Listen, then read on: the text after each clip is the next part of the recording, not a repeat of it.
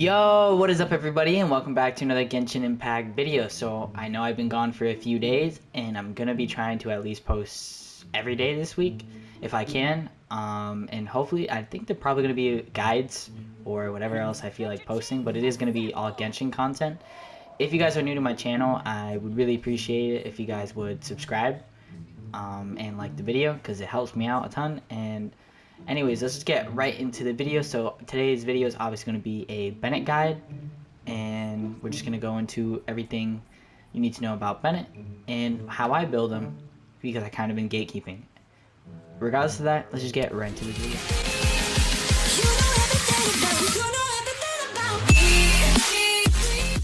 Alright, so without a doubt, Bennett's best weapon right now is going to be the Aquila Favonia, I'm pretty sure, because from what I've heard, from what I've seen, it's the highest base attack sword in the game. If you guys don't know, Bennett's burst scales with base attack. So the thing is, the only way you get base attack in this game is from your weapon and your character level. That's it. So that's pretty much why it's super important to have a high base attack weapon on Bennett, as well as having him as high as level as you could possibly have him. My Bennett's only 80 out of 80 or something like that, but I'm going to be getting him to 90 pretty soon. But regardless of that, this is going to be his best weapon. The next weapon I think is going to be the Skyward Pride, because it's another 5-star weapon, but it also gives you energy recharge. There might be some other swords that I'm missing, but again, I don't know every single weapon. I've just been using the Aquila, so I'm not entirely sure if there's other weapons that are the top of the top. I think the Jade Spear could work, or not the Jade Spear, the Jade Cutter, or any other sword with high base attack. Ideally, you'd want to use a 5-star, because 5-stars have higher base attacks. So just get the highest 5-star base attack weapon you can put on him and put that on Bennett. And yeah, his best in slot I think is still the Aquila Favonia. And then the second one is the Skyward Pride. Okay, sorry about that. I had to cut it really quick because I had some people coming around the house. But regardless of that, anyway, let's keep talking about 4-star weapons. So his best 4-star weapons is going to be, I think the Alley Hunter is his best 4-star weapon, because it has the highest base attack right now. And then your other options you could choose from are probably going to be the Prototype Rancor, the Favonius, or the Festering Desire. I think you can't really go wrong with any of those options, but I would probably say Festering Desire, unless you really have enough energy recharge. Then you can just do Prototype Rancor. I don't know which one has more base attack, but regardless of that, I think this is good just because it does give you a good amount of energy recharge. But yeah, Bennett's not really that in-depth about weapons, just high base attack, energy recharge if you can get it, but mostly the highest priority thing you need is base attack. Alright, let's talk about artifacts for Bennett. So I'm finally basically showcasing how I build my Bennett, but there's 2 ways you can build him. He's actually very easy to build as well, very free-to-play friendly. The free-to-play friendly build that I would recommend if you're just getting Bennett and you hit AR 45, just give him any 4-piece noblesse set. It doesn't matter what it's on it, just put that on him, because he can actually work very well with just a 4-piece noblesse set with 0 leveled up artifacts. I used him for a while that way, and he was perfectly fine. It's just when you upgrade his artifacts and stuff like that, he does get a little bit better in terms of either damage or healing. So like I said, there's 2 ways to build him. Either you go more on damage, you want to do more damage, or you want him to heal more. What I do is I go for the heal type of playstyle for Bennett, because I prefer having a lot more, I prefer to be topped off almost all the time. I don't need all this healing that Bennett gives me, but it's pretty nice because I know when I pop Bennett's burst, I'm not going to die, regardless, no matter what. The one thing you have to run on every build, in my opinion, is going to be energy recharge, unless you already have so much from your substats.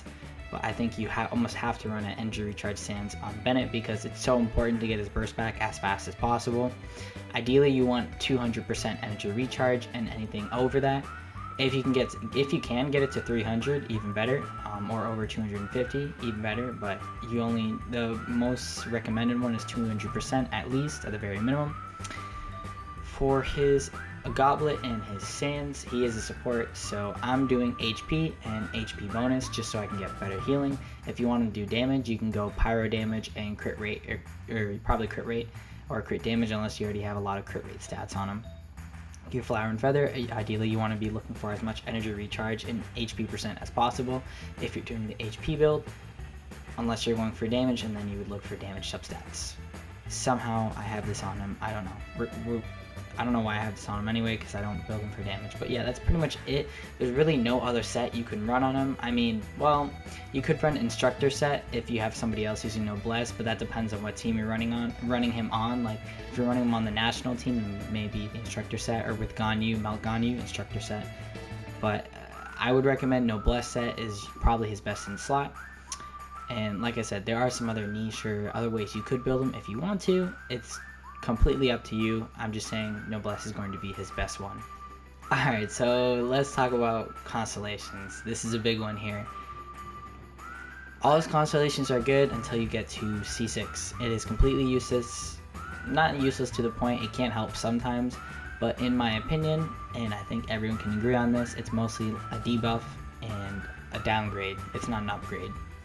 So if you do manage to get C6 Bennett, I strongly advise you do not upgrade him to C6. Just keep him at C5, because the infusion, the pyro infusion, is good for characters that are pyro characters and things like that, and that can abuse this and use it well. But for characters that can't use this, it's actually a DPS, like it lowers their damage. So physical DPSs, cryo DPSs, electric DPSs, pretty much any DPS that doesn't have an element that cannot be overridden. If they don't have that written in their passive whenever they're doing elemental damage, it'll be overwritten by pyro, because pyro is just the way this game works. Is certain elements override other elements or are higher, so the game prioritizes that element to use. So like if you're using electric and you're in Bennett's burst with C6, it'll put pyro and it'll infuse your weapon with pyro rather than electric, because it just, for some reason, it's pyro has higher priority to be used. I don't know why, but that's just how the game works, and unfortunately it is what it is. And now and I did C6 mine, so I made that mistake, so now I can't use Bennett with physical DPSs or Kaching. If I wanted to use Kaching, I probably wouldn't, but if I wanted to, ever. So that does suck.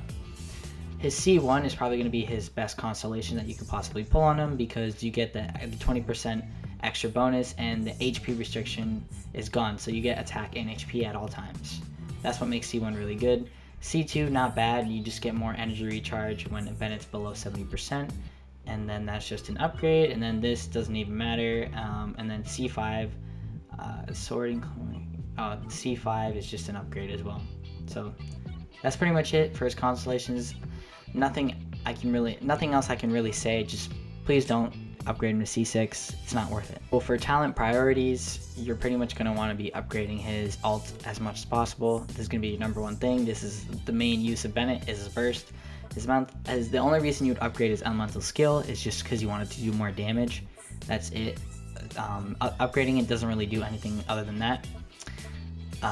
His other two talents are really good. This reduces his cooldown, and this reduces his cooldown when he's in his burst for his elemental skills. So that's why Bennett can really just spam in his burst and get his burst back so fast. So if you have a high energy recharge, you can see how you can chain burst back to back, and you always have it up all the time. And this last one, not that bad. If you're wondering what the modifiers or whatever are on it, it does say right here, somewhere in there, that that it scales with base attack. Yeah, an attack bonus that is based on Bennett's base attack, and that bonus gets increased based on how high you level him up, like him specifically, because level up characters get more base attack, and the weapon provides base attack, as well as upgrading this talent. It gives you a higher attack bonus ratio. So it's solid, plus it gives you a little bit more healing. And yeah, so you should upgrade this, and that's pretty much it for talent priorities. There's nothing really else to say about that. So I'm gonna quickly talk about teams here. So it's not gonna be super in depth because Bennett is such a flexible character. What I really can say is Bennett has some really good teams he can be on, but again, he's basically the person that makes the teams insanely well, or insanely strong, just because of how good of a character and support he actually is. In my opinion, or in anyone's opinion, you can run Bennett on absolutely any team that you want. There's nothing wrong with him. There's really, you can't go wrong with having Bennett on your team. It's just a good thing. So some top teams that you could run Bennett on, or who he works really well with, are characters like Zhao, like a Zhao team, a Melt Ganyu team, a Child team, like a child vaporized team, a Hu Tao, not Hu Tao. Hu Tao, they don't really work well unless you're using mono pyro, and it's kind of niche. Like a rated national team, the national team in general, him with Shang Ling. Really, he just is such a solid character and solid support that you can run with basically anyone, and you can't go wrong. Just as long as you don't have him C6, he can be run with anyone. If you do have him C6, that's where you can't run him with every single team in the game, which is unfortunate. But even at C6, I do find a lot of use for my Bennett. So yeah, there's not much really to go in depth about teams. Just know he's flexible on almost every team, and there's no downside to having him on your team unless you have him C6. But regardless of that, that's pretty much it. So I just want to put this in here. A quick tip for Bennett is that his ult doesn't actually apply instantly. So for characters that snapshot, for example, Shangling or Beidou, just naming two of them, which are also very strong DPSs, but his burst doesn't apply instantly. So swapping to those characters and popping their burst instantly when you're in Bennett's stuff, or Bennett's buff, you know, his burst, you don't get the buff. It'll snapshot right before, because the burst takes like half a second to apply. Just keep that in mind when you pop Bennett's burst. Wait a little bit for those characters and then ult. For characters that don't snapshot, it doesn't matter because you're going to be sitting in the ult anyway. But again, for characters that do, just wait a little bit and then pop your burst, and then you will actually get the buff that you're looking for. And that's pretty much it for the tip. I'm gonna go into like kind of a showcase in the next scene. Not really, because Bennett's a support character, so there's not really much to showcase. I'm just gonna show off how much of an attack buff he actually gives to Xiao specifically. And yeah, that's pretty much gonna be it for the whole video. Alright, so now I have Bennett's burst here, so I'm going to quickly showcase my Xiao right now. So my Xiao's sitting at 1900 attack with the Staff of Homa and decent artifacts. So, you know, I have some attack percent and a little bit of attack. But this is his attack stats right now, 1900. Now I'm going to basically do Bennett's burst and then show the numbers after. And this is with an Aquila Favoni of Bennett, you know, C6, level 11 talents, level 11 burst, you know, things like that. So you might not get the same kind of results, but obviously the more you invest into your supports, the greater the greater they can support your characters pretty much. So 1900 attack, I pop Bennett's burst, and then I swap to Xiao, and now I am sitting at 3000 attack. So it is a 1000 attack increase, give or take. Normally if I use Xiao without Bennett and I'm just doing his burst, you know, the normal numbers I'm seeing are about 40,000 damage, or 39,000 to 40,000 with like Zhongli shield. And then if I pop Bennett's burst, I'm kind of looking around going to 70,000 damage. It is kind of ridiculous. But yeah, I don't know how that works, but Bennett gives Xiao such a huge DPS increase, and that's why you can't really go wrong with running them with Xiao at least. So that, I mean, you see the attack buff that he's giving to him, so it's pretty solid. You can't go wrong with it. I do have other videos where I do use my Xiao or things like that, so I think I have a Xiao guide up where I do use them with Bennett or anything like that, and you do see my Xiao be hitting like 70,000. And without using Bennett, you do see him hitting like roughly around 40 to 50,000 damage.